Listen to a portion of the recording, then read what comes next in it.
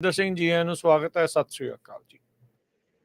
ਸਤਿ ਸ਼੍ਰੀ ਅਕਾਲ ਰਾਜਕਨਵੀਰ ਸਿੰਘ ਤੇ Punjabi radio USA ਸੁਣਨ ਵਾਲੇ ਸਾਡੇ ਸਾਰੇ ਮਾਣਯੋਗ ਸਰੋਤੇ ਤੇ ਵਿਊਅਰਸ ਦਾ ਨਿੱਘਾ ਜੀ ਆਇਆਂ ਆਖਦੇ ਹਾਂ ਪ੍ਰੋਗਰਾਮ ਪੰਜਾਬੀ ਟੈਕ ਟਾਕ ਦੇ ਵਿੱਚ ਜੀ। ਸੋ ਇਸ ਪ੍ਰੋਗਰਾਮ ਦੇ ਵਿੱਚ ਗੱਲਾਂ ਬਾਤਾਂ ਆਪਾਂ ਕਰਦੇ ਹਾਂ ਲੇਟੈਸਟ ਟੈਕਨੋਲੋਜੀ ਉਸ ਦੇ ਬਾਬਤ। ਤੇ ਜਿੱਦਾਂ ਆਪਾਂ ਕਾਫੀ ਵਾਰੀ ਪਹਿਲਾਂ ਵੀ ਗੱਲ ਕੀਤੀ ਹੈ ਜਾਂ ਦੱਸ ਹੀ ਰਹੇ ਹਾਂ ਵੀ ਇਸ ਮੌਕੇ ਜੋ AI ਆ, ਆਰਟੀਫਿਸ਼ੀਅਲ ਇੰਟੈਲੀਜੈਂਸ ਆ, ਉਸ ਦਾ ਦੌਰ ਬਹੁਤ ਤੇਜ਼ੀ ਦੇ ਨਾਲ ਬਦਲ ਰਿਹਾ ਆ। ਬਹੁਤ ਕੁਛ ਜਿਹੜਾ ਆ ਉਸ ਦੇ ਨਾਲ ਚੇਂਜਸ ਜਿਹੜੇ ਹੋ ਰਹੇ ਆ। ਕਈ ਵਾਰੀ ਜਿਹੜੇ AI ਦੀਆਂ ਚੀਜ਼ਾਂ ਆਪਾਂ ਨੂੰ ਕੰਜ਼ਿਊਮਰ ਲੈਵਲ ਦੇ ਉੱਤੇ ਦਿਸਦੀਆਂ ਆ, ਉਹ ਜਿਹੜੀ ਰਿਸਰਚ ਦੇ ਹਿਸਾਬ ਦੇ ਨਾਲ ਜੇ ਦੇਖਿਆ ਜਾਵੇ ਤਾਂ ਉਹ ਕਾਫੀ ਸਾਲ ਪਹਿਲਾਂ ਉਸ ਦੇ ਉੱਤੇ ਗੱਲ ਜਿਹੜੀ ਉਹ ਹੋ ਰਹੀ ਹੁੰਦੀ ਆ, ਹੋ ਚੁੱਕੀ ਹੁੰਦੀ ਆ। ਹੁਣ ਲੇਟੈਸਟ ਬਜ਼ ਕੀ ਚੱਲ ਰਿਹਾ ਆ AI ਦੇ ਟੈਕ ਦੇ ਵਿੱਚ, ਇਸ ਟੈਕਨੋਲੋਜੀ ਦੇ ਵਿੱਚ ਕਾਹਦੇ ਤੇ ਚਰਚਾ ਹੋ ਰਹੀ ਹੈ ਤੇ ਆਉਣ ਵਾਲੇ ਸਮੇਂ 'ਚ ਆਪਾਂ ਨੂੰ AI ਦੇ ਨਾਲ ਸੰਬੰਧਿਤ ਕਿਹੜੀਆਂ ਤਬਦੀਲੀਆਂ, ਕਿਹੜੀਆਂ ਚੇਂਜਸ ਜਿਹੜੀਆਂ ਉਹ ਦੇਖਣ ਨੂੰ ਮਿਲਣਗੀਆਂ, ਉਸ ਬਾਰੇ ਅੱਜ ਆਪਾਂ ਥੋੜ੍ਹੀ ਬਹੁਤੀ ਗੱਲ ਕਰਾਂਗੇ। ਬੀਤੇ ਦਿਨਾਂ ਦੇ ਵਿੱਚ ਹਰਵਿੰਦਰ ਸਿੰਘ ਹੁਣਾਂ ਨੂੰ ਮੌਕਾ ਮਿਲਿਆ ਸਟੈਨਫੋਰਡ ਤੋਂ AI ਦੇ ਨਾਲ ਸੰਬੰਧਿਤ ਇੱਕ ਜਿਹੜਾ ਉਹ ਕੋਰਸ ਆ ਉਹ ਕਰਕੇ ਆਏ ਆ। ਉਹਦੀ ਜਿਹੜੀ ਥੋੜ੍ਹੀ ਜਿਹੀ ਆਪਾਂ ਉਹਨਾਂ ਤੋਂ ਗੱਲਬਾਤ ਜਿਹੜੀ ਉਹ ਕਰਾਂਗੇ, ਜਾਣਾਂਗੇ ਵੀ ਜੋ ਆਪਾਂ ਨੂੰ ਨਜ਼ਰ ਆ ਰਿਹਾ ਆ AI ਦਾ, ਤੇ ਚਰਚਾ ਜਿਹੜੀ ਆ ਜਾਂ ਰਿਸਰਚ ਆ ਜਾਂ ਕਿਹੜੀ ਚੀਜ਼ਾਂ ਦੇ ਉੱਤੇ ਗੱਲ ਹੋ ਰਹੀ ਆ, ਉਹਦੀ ਆਪਾਂ ਜਾਣਨ ਦੀ ਕੋਸ਼ਿਸ਼ ਕਰਾਂਗੇ। ਤੇ ਵਿਥ ਕਿੰਨਾ ਕੁ ਡਿਫਰੈਂਸ ਆ ਇੱਕ ਕੰਜ਼ਿਊਮਰ ਲੈਵਲ ਪ੍ਰੋਡਕਟ ਦੇ ਵਿੱਚ ਤੇ ਰਿਸਰਚ ਜਿੱਥੇ ਹੋ ਰਹੀ ਆ, ਉਸ ਬਾਰੇ ਜਿਹੜੀ ਆਪਾਂ ਗੱਲਬਾਤ ਕਰਾਂਗੇ। ਹਰਵਿੰਦਰ ਸਿੰਘ, ਸੋ ਸਟੈਨਫੋਰਡ ਤੋਂ ਇਹ ਮੌਕਾ ਮਿਲਿਆ ਤੁਹਾਨੂੰ AI ਦੇ ਨਾਲ ਸੰਬੰਧਿਤ ਜਿਹੜੀ ਇਹ ਪੜ੍ਹਾਈ ਕਰਨ ਦਾ, ਕਿੱਦਾਂ ਦਾ ਤਜਰਬਾ ਰਿਹਾ? ਹਾਂਜੀ ਰਾਜਕਨਵੀਰ ਸਿੰਘ, ਥੈਂਕ ਯੂ ਗੱਲਬਾਤ ਕਰਨ ਦੇ ਲਈ। ਤੇ ਬਹੁਤ ਜ਼ਰੂਰੀ ਆ ਆਪਣੇ ਡਾਇਸਪੋਰਾ ਦੇ ਵਿੱਚ ਇਹਦੀ ਗੱਲਬਾਤ ਨੂੰ ਅੱਗੇ ਤੋਰਨ ਦਾ। ਆਪਾਂ ਸਮੇਂ-ਸਮੇਂ ਇਹ ਗੱਲਾਂ ਬਾਤਾਂ ਕਰਦੇ ਰਹੇ ਹਾਂ, ਪਰ ਥੋੜਾ ਜਿਹਾ ਫਰਕ ਇਹ ਪੈਂਦਾ ਕਿ ਜਦੋਂ ਅਸੀਂ ਪ੍ਰੀਮੀਅਰ ਇੰਸਟੀਟਿਊਸ਼ਨਸ ਜਿੱਦਾਂ ਸਟੈਨਫੋਰਡ ਦਾ ਤੁਸੀਂ ਨਾਂ ਲਿਆ, ਜਿੱਥੇ ਪ੍ਰਮਾਤਮਾ ਦੀ ਕਰਨੀ ਨਾਲ ਮੈਨੂੰ ਮੌਕਾ ਮਿਲਿਆ ਜਾਣ ਦਾ, ਤੇ ਜਿੱਥੇ ਤਕਰੀਬਨ 20 ਦੇ ਕਰੀਬ ਦੇਸ਼ਾਂ ਤੋਂ ਜਿਹੜੇ ਐਗਜ਼ੈਕਟਿਵਸ ਆ ਉੱਥੇ ਆਏ ਹੋਏ ਸੀ। ਸੋ ਉਹਨਾਂ ਦੇ ਵਿੱਚ ਬੈਠ ਕੇ ਉਹਨਾਂ ਦੇ ਨਾਲ ਗੱਲਾਂ ਬਾਤਾਂ ਕੀਤੀਆਂ। ਕਈ ਬਿਜ਼ਨਸ ਓਨਰ ਹੀ ਵੱਖ-ਵੱਖ ਫੀਲਡਸ ਤੇ, ਹੈ ਨਾ, ਕੋਈ ਸਟੀਲ ਇੰਡਸਟਰੀ ਤੋਂ ਸੀ, ਕੋਈ ਮੈਨੂਫੈਕਚਰਿੰਗ ਸਾਈਡ ਤੋਂ ਸੀ, ਕੋਈ ਆਪਣਾ ਕੋਈ ਹੋਰ ਚੀਜ਼ਾਂ ਦੀ ਜਿਹੜੇ ਕੰਮ ਦੇ ਵਿੱਚ ਇਨਵੈਸਟਮੈਂਟ ਕਰਦੇ ਵੱਖ-ਵੱਖ ਜਗ੍ਹਾ ਦੇ ਇਨਵੈਸਟਰ ਸੀ। ਉਹ ਵੱਡੀਆਂ MNC ਮਲਟੀਨੈਸ਼ਨਲ ਕੰਪਨੀਆਂ ਦੇ ਵਿੱਚੋਂ ਕੰਮ ਕਰਦੇ ਲੋਕ ਸੀ। ਸੋ ਵੱਖ-ਵੱਖ ਫੀਲਡ ਦੇ ਲੋਕ ਸੀ। ਸੋ ਉਹਦੇ ਵਿੱਚ ਰਾਜਕਨ ਇਹ ਆ ਕਿ ਜਿੱਦਾਂ ਆਪਾਂ ਪਹਿਲਾਂ ਵੀ ਆਪਣੇ ਟਾਕ ਸ਼ੋਅ ਦੇ ਵਿੱਚ ਗੱਲ ਕਰਦੇ ਹਾਂ, ਇੱਕ ਬੇਸਲਾਈਨ ਤਾਂ ਸਾਰਿਆਂ ਦੇ ਦਿਮਾਗ 'ਚ ਹੈਗੀ ਆ ਨਾ ਵੀ AI, ਆਰਟੀਫਿਸ਼ੀਅਲ ਇੰਟੈਲੀਜੈਂਸ ਨੇ ਦੁਨੀਆ ਬਦਲ ਦੇਣੀਆਂ, ਇਹ ਸਾਰਿਆਂ ਨੂੰ ਪਤਾ। ਸੋ ਉਹਦੇ ਕਰਕੇ ਰਾਜਕਨ ਇੰਟਰਸਟ ਵੀ ਬਹੁਤ ਸੀ, ਲੋਕੀ ਜਾਣਨਾ ਚਾਹੁੰਦੇ ਸੀ ਕਿ ਅਸੀਂ ਮੀਡੀਆ ਦੀ ਗੱਲ ਕਰਦੇ ਹਾਂ, ਹਨਾ, ਅੱਜ ਕੱਲ੍ਹ ਕਲਿੱਕ ਤੇ ਵਿਊ ਵਾਲਾ ਜਿਹੜਾ ਜ਼ਮਾਨਾ ਵਾ, ਕਲਿੱਕ ਬੇਟ ਬਹੁਤ ਚੱਲਦੀ ਆ। ਸੋ ਮਿਸ ਇਨਫੋਰਮੇਸ਼ਨ ਵੀ ਬਹੁਤ ਜ਼ਿਆਦਾ ਦੁਨੀਆ ਦੇ ਉੱਤੇ ਪਹੁੰਚਦੀ ਆ। ਸੋ ਇਹ ਉਹੀ ਇੱਕ ਕਾਰਨ ਸੀ ਕਿ ਲੋਕ ਜਾਣਨਾ ਚਾਹੁੰਦੇ ਸੀ ਕਿ ਸਾਡੇ ਇੰਡੀਵਿਜੂਅਲ ਬਿਜ਼ਨਸ ਨੂੰ ਇਹ ਕਿੱਦਾਂ ਇੰਪੈਕਟ ਕਰੂ, ਕਿਉਂਕਿ ਇਨਵੈਸਟਰ ਸੀ ਉਹ ਵੀ ਇਹ ਦੇਖਦੇ ਸੀ ਕਿ ਇਨਵੈਸਟਮੈਂਟ ਆਪਾਂ ਕਿਹੜੀ ਓਪਰਚੁਨਿਟੀ, ਕਿਹੜੀਆਂ ਸਾਡੇ ਸਾਹਮਣੇ ਆਉਣਗੀਆਂ ਇਨਵੈਸਟਮੈਂਟ ਦੀਆਂ, ਹਨਾ। ਤੇ ਜਿਹੜੇ ਟੈਕ ਵਾਲੇ ਲੋਕ ਨਹੀਂ ਸੀ, ਜਿਹੜੇ ਮੈਂ ਪਹਿਲਾਂ ਐਗਜ਼ਾਮਪਲ ਹੈ ਕਿ ਲੋਕ ਜਿਹੜੇ ਸਟੀਲ ਇੰਡਸਟਰੀ ਵਗੈਰਾ ਵਿੱਚ ਵੀ ਕੰਮ ਕਰਦੇ ਸੀ, ਉਹਨਾਂ ਨੂੰ ਵੀ ਪਤਾ ਹੈ ਵੀ ਉਹ ਆਪਾਂ ਸਾਨੂੰ ਇੰਪੈਕਟ ਕਰੇਗੀ ਆਉਣ ਵਾਲੇ ਟਾਈਮ ਦੇ ਵਿੱਚ, ਆਪਾਂ ਇਹਦਾ ਕਿੱਦਾਂ ਲਾਹਾ ਲੈ ਸਕਦੇ ਹਾਂ। ਮੈਂ ਇੱਕ ਕੋਟ ਸਾਹਮਣੇ ਲੈ ਕੇ ਆਉਣਾ ਉਹਦੇ ਵਿੱਚ।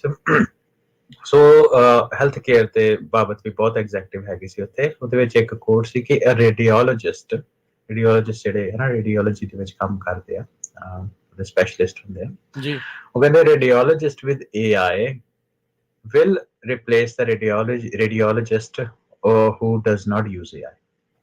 ਠੀਕ ਆ। ਸੋ ਇਹ ਆਪਾਂ ਟਰਮ ਨੂੰ ਸੈਂਟਰ ਬਣਾ ਕੇ ਦੀ ਆਪਾਂ ਇਹਦੇ ਆਲੇ ਦੁਆਲੇ ਆਪਾਂ ਗੱਲ ਰੱਖਦੇ ਹਾਂ। ਸੋ ਆਰਟੀਫਿਸ਼ੀਅਲ ਇੰਟੈਲੀਜੈਂਸ ਟੈਕਨੋਲੋਜੀ, ਇਹਨੂੰ ਆਪਾਂ ਏਦਾਂ ਇੱਕ ਦੇਖ ਸਕਦੇ ਹਾਂ ਕਿ ਇਹ ਟੈਕਨੋਲੋਜੀ ਅਸਿਸਟਿਵ ਟੈਕਨੋਲੋਜੀ ਆ। ਅਸਿਸਟਿਵ ਤੋਂ ਕਹਿਣ ਦਾ ਮਤਲਬ ਕਿ ਸਾਡੀ ਇਹ ਹੈਲਪ ਕਰੇਗੀ ਮਨੁੱਖਾਂ ਦੀ, ਠੀਕ ਹੈ, ਪਰ ਕੀ ਇਹ ਮਨੁੱਖਾਂ ਨੂੰ ਕੰਪਲੀਟਲੀ ਰਿਪਲੇਸ ਕਰੇਗੀ? ਉਹ ਤੋਂ ਅਜੇ ਤਾਂ ਕਾਫੀ ਮੈਨੂੰ ਲੱਗਦਾ ਦੂਰ ਆ। ਤੇ ਉਹੋ ਜੀ ਕੋਈ ਵੀ ਗੱਲਬਾਤ ਨਹੀਂ ਲੱਗਦੀ। ਏਦਾਂ ਡਰਨ ਵਾਲੀ ਜ਼ਰੂਰਤ ਨਹੀਂ ਮਤਲਬ। ਹਾਂਜੀ। ਸੋ ਜਿੱਦਾਂ ਸਾਈ-ਫਾਈ ਮੂਵੀਜ਼ ਵਿੱਚ ਰਾਜਕਨ ਹੁੰਦਾ ਨਾ ਵੀ ਸਭ ਕੁਝ ਹੀ ਟੇਕ ਓਵਰ ਹੀ ਕਰ ਲਿਆ ਕੰਪਿਊਟਰ ਨੇ, ਉੱਥੇ ਦੀ ਗੱਲਬਾਤ ਨਹੀਂ, ਇਹ ਅਸਿਸਟਿਵ ਹੀ ਆ। ਹਾਂ, ਹੁਣ ਇਹਦੇ ਵਿੱਚ ਦੋਰਾਵਾਂ ਕੋਈ ਨਹੀਂ ਵੀ ਜਦੋਂ ਅਸਿਸਟਿਵ ਟੈਕਨੋਲੋਜੀ ਹੈ, ਜਿਹੜੇ ਕੰਮ ਨੂੰ 5 ਬੰਦੇ ਕਰਦੇ ਸੀ ਉਹ ਕੰਮ ਨੂੰ ਸ਼ਾਇਦ ਹੁਣ 2 ਬੰਦੇ ਕਰਨ। ਸੋ ਉੱਥੋਂ ਦਾ ਰਿਪਲੇਸਮੈਂਟ ਵਾਲੀ ਗੱਲ ਠੀਕ ਆ। ਉਹਦੇ ਮੈਂ ਨਾ ਆਪਾਂ ਸਿੰਪਲ ਇੱਕ ਐਗਜ਼ਾਮਪਲ ਲੈ ਲੈਂਦੇ। ਪਹਿਲਾਂ ਆਪਣੇ ਕੋਲ ਟਾਈਪਰਾਈਟਰ ਹੁੰਦੇ ਸੀ। ਸੋ ਟਾਈਪਰਾਈਟਰ ਦੇ ਵਿੱਚ ਆਪਾਂ ਚੀਜ਼ਾਂ ਨੂੰ ਟਾਈਪ ਕਰਦੇ ਹੋ ਤਾਂ ਪਹਿਲਾਂ ਹੱਥ ਲਿਖਤ ਹੁੰਦੇ ਸੀ, ਫਿਰ ਚਲੋ ਛਾਪੇ ਆ ਗਏ, ਹਨਾ।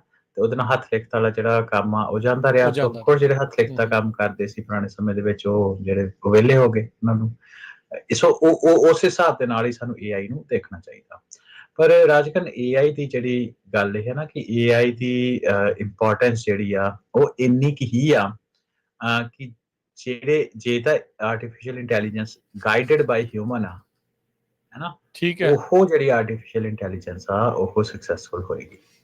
ਕਿਉਂਕਿ ਜਿਹਨੂੰ ਉਹ ਚਲਾਉਣ ਵਾਲਾ ਜਿਹੜਾ ਇੱਕ ਟੂਲ, ਇਹਨੂੰ ਇੱਕ ਟੂਲ ਦੇ ਤਰੀਕੇ ਨਾਲ ਦੇਖਣਾ ਚਾਹੀਦਾ ਕਿ ਜਿਹੜਾ ਆਉਣ ਵਾਲਾ ਸਮਾਂ ਵਾ ਉਹਦੇ ਵਿੱਚ ਜਿਹੜੀ ਆਰਟੀਫਿਸ਼ੀਅਲ ਇੰਟੈਲੀਜੈਂਸ ਨੂੰ ਜਿਹੜੇ ਹਿਊਮਨ ਚਲਾ ਰਹੇ ਹੋਣਗੇ ਉਹਨਾਂ ਨੂੰ ਹੀ ਉਸ ਹਿਊਮਨਸ ਨੂੰ ਆਰਟੀਫਿਸ਼ੀਅਲ ਇੰਟੈਲੀਜੈਂਸ ਜਿਹੜੀ ਟੈਕਨੋਲੋਜੀ ਆ ਬਹੁਤ ਬੈਨੀਫਿਟ ਦੇਏਗੀ। ਸੋ ਮੋਟੇ ਤੌਰ ਤੇ ਇਹਨੂੰ ਆਪਾਂ ਏਦਾਂ ਦੇਖ ਸਕਦੇ। ਇਹ ਵੀ ਨਾਲ ਹੀ ਆ ਹਰਵਿੰਦਰ, ਇਸ ਦੇ ਵਿੱਚ ਇੱਕ ਗੱਲ ਵੀ ਜਿੱਦਾਂ ਹੁਣ ਆਪਾਂ ਜਦੋਂ ਸੋਸ਼ਲ ਮੀਡੀਆ ਦੇ ਉੱਤੇ ਦੇਖਦੇ ਹਾਂ SEOs ਤੇ ਹੋਰ ਕਈ ਕੁਛ ਆ, ਇਹ ਅਸਿਸਟੈਂਸ ਜਿਹੜੀ ਆ ਉਹ ਪ੍ਰੋਵਾਈਡ ਕਰਦੀਆਂ ਆ। ਜਿਹੜਾ ਬੰਦਾ ਨਹੀਂ ਕਰਦਾ ਉਹ ਪਿੱਛੇ ਰਹਿ ਜਾਂਦਾ। ਸੋ ਉਹਨਾਂ ਬਿਜ਼ਨਸਿਸ ਨੇ ਦੇਖਿਆ, ਹੁਣ ਸਾਰੇ ਜਾਣੇ ਉਹ ਕਰਦੇ ਆ ਵੀ ਅਸੀਂ SEO ਕਰਨਾ, ਅਸੀਂ ਆਹ ਕਰਨਾ, ਸਪੋਂਸਰਡ ਚੀਜ਼ਾਂ ਜਿਹੜੀਆਂ ਮੋਹਰੇ ਲਿਆਉਣੀਆਂ।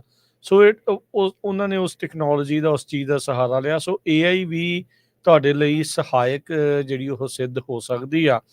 ਇਹ ਸਾਰੀਆਂ ਚੀਜ਼ਾਂ ਜਿਹੜੀਆਂ ਹੋ ਸਕਦੀਆਂ। ਸੋ ਓਵਰਆਲ ਕਿੰਨੇ ਕੁ ਦਿਨ ਦਾ ਕੋਰਸ ਸੀਗਾ ਹਰਵਿੰਦਰ? ਤੇ ਜਿੱਦਾਂ ਤੁਸੀਂ ਕਿਹਾ ਵੀ ਭਾਂਤ ਦੇ ਲੋਕਾਂ ਦੇ ਨਾਲ ਗੱਲਬਾਤ ਕਰਨ ਦਾ ਮੌਕਾ ਮਿਲਿਆ ਸਵੇਰ ਤੋਂ ਸ਼ਾਮ, ਫਿਰ ਇਹੀ ਜਿਹੜੀ ਆ ਫਿਰ ਪੜ੍ਹਾਈ ਤੇ ਹੀ ਜਿਹੜਾ ਫੋਕਸ ਰਹਿੰਦਾ ਸੀਗਾ ਇਹ ਸਾਰੀਆਂ ਚੀਜ਼ਾਂ ਤੇ?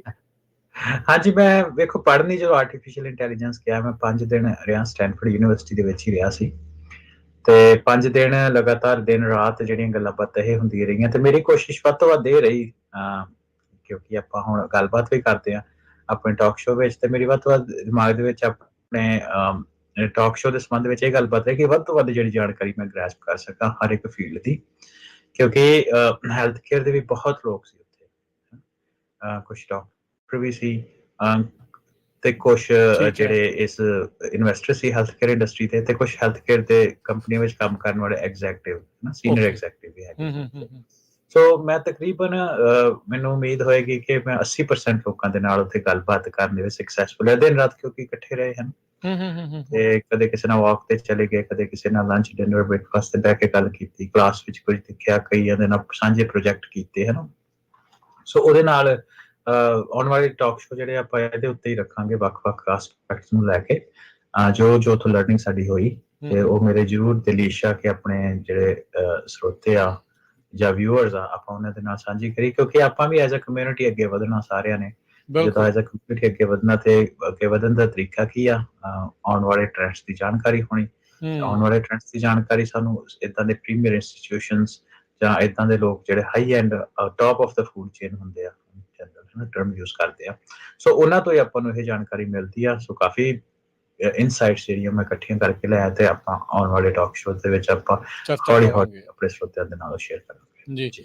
ਸੋ ਇਸੇ ਦੇ ਵਿੱਚ ਹੀ ਹਰਵਿੰਦਰ ਸਿੰਘ ਆਪਾਂ ਜੀ ਅੱਗੇ ਵਧਦੇ ਹਾਂ ਵੀ AI how will it change, like how AI will change, ਕਿੱਦਾਂ ਇਹ ਚੇਂਜ ਕਿੱਦਾਂ ਹੋ ਰਹੀ ਹੈ? ਹਾਂਜੀ, ਸੋ ਰਾਜਕਨ ਇਹ ਹੈ ਕਿ ਇਹਨੂੰ ਅਗੇਨ ਜਿਹੜੀ ਮੈਂ ਪਹਿਲਾਂ ਗੱਲ ਕੀਤੀ ਕਿ ਉਹਦੇ ਦੁਆਲੇ ਆਪਾਂ ਗੱਲ ਰੱਖਾਂਗੇ ਕਿ radiologist using AI will replace radiologist not using AI, ਕਿਉਂਕਿ ਇੱਕ ਚੀਜ਼ ਤਾਂ ਪੱਕੀ ਹੈ ਕਿ ਕੰਪਿਊਟ ਪਾਵਰ NVIDIA ਜਾਂ ਹੋਰ ਕੰਪਨੀਆਂ ਨੇ ਜਿੰਨੀ ਕੰਪਿਊਟ ਪਾਵਰ ਤੋਂ ਕਹਿਣ ਦਾ ਮਤਲਬ ਹੁੰਦਾ ਵੀ ਕੰਪਿਊਟਰ ਕਿੰਨੀ ਤੇਜ਼ ਸਪੀਡ ਨਾਲ ਚੱਲਦੇ ਆ ਨਾ। AI ਚਿਪਸ ਵੀ ਕਾਫੀ ਪਪੂਲਰ ਹੋਈਆਂ ਕਿਉਂਕਿ NVIDIA ਨੇ ਏਦਾਂ ਫਿਗਰ ਆਊਟ ਕੀਤਾ ਕਿ ਕੁਛ ਆਪਾਂ ਦੇ ਜੇ ਆਪਾਂ ਇਸ ਤਰ੍ਹਾਂ ਦੀ ਚਿਪਸ ਬਣਾ ਸਕੀਏ ਇਹ ਆਰਟੀਫਿਸ਼ੀਅਲ ਇੰਟੈਲੀਜੈਂਸ ਦੀ ਜਿਹੜੀ ਮਸ਼ੀਨ ਲਰਨਿੰਗ ਦੀ ਜਿਹੜੀ ਪ੍ਰੋਸੈਸਿਸ ਆ ਉਹਨਾਂ ਦੇ ਲਈ ਕਾਫੀ ਸਹਾਇਕ ਹੋਣਗੀਆਂ।